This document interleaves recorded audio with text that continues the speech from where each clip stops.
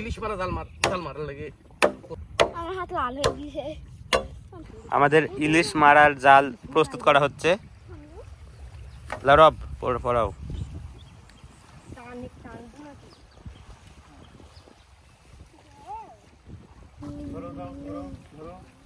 মামা যে জালের ভিতর দড়ি ভরে দিচ্ছে, এভাবে জাল কাটতে হবে।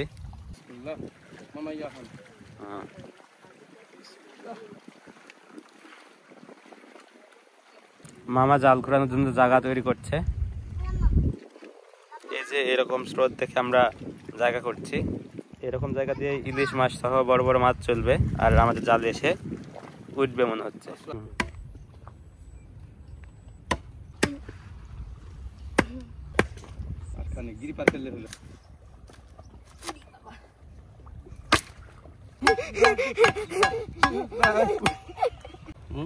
দাদা আর যাবো হেডিগুলো। দাদা আর যাব না ওই স্কুলে পড়তে। কি করবে না করবে আমি জানতে পারছি, স্বপ্ন দেখতেছি। মইতে কান্তি যাবি রে, বাড়িতে হবে না।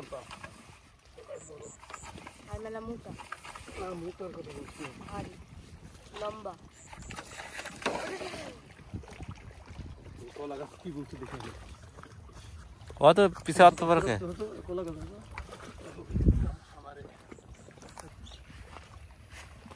আব্দুর বাদশা ওরা তো ইলি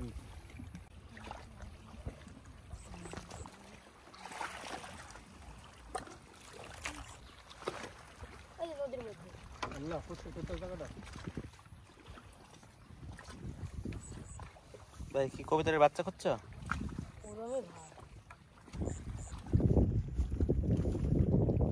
হয়তো শঙ্খচিল শালিকের বেশে। আস্তে করে সাইড দিবে। আমাদের জাল রেডি। মামা প্রথমে জাল নামাচ্ছে। হ্যাঁ একটু মদত দিয়ে দিবেন দরকার হলে। হ্যাঁ ধরেন চাষে কাটলে যাবি, বুঝলো যে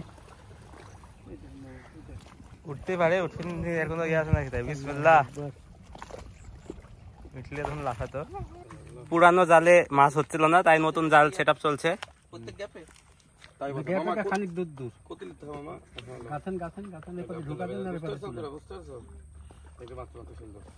প্রথমবারের মতো নতুন জাল দেওয়া হচ্ছে। অত ঝোল হলে মাছ মারি চলে যাবি তুলে 4.5 হাত দিছি ঝোল। দেখি কখন স্রোত আসে। মাছ উঠে টনে চলে যাবে, অত ঝোল হলে তাহলে হুড়ি বাঁধে খালি। রব এই জালটা তুললো ভাই। অত ঝোল কি করবেন আপনি? আমি মাছ নিব, জাল ঝুলতে দেবো।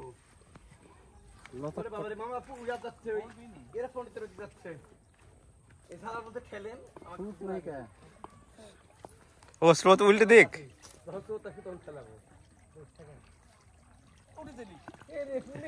মাছ তো উঠছে মামা, ঘাড়ি লিয়ানেন প্রথমে সাহিত্য করলি। ঘাড়ি হচ্ছে লাফাচ্চার ফুল আসেন। আছে আছে আমি দেখতে পাচ্ছি আছে।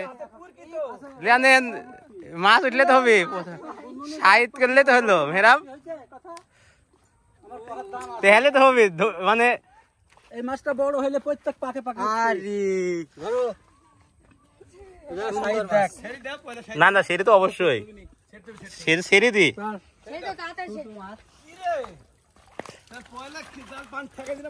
যা।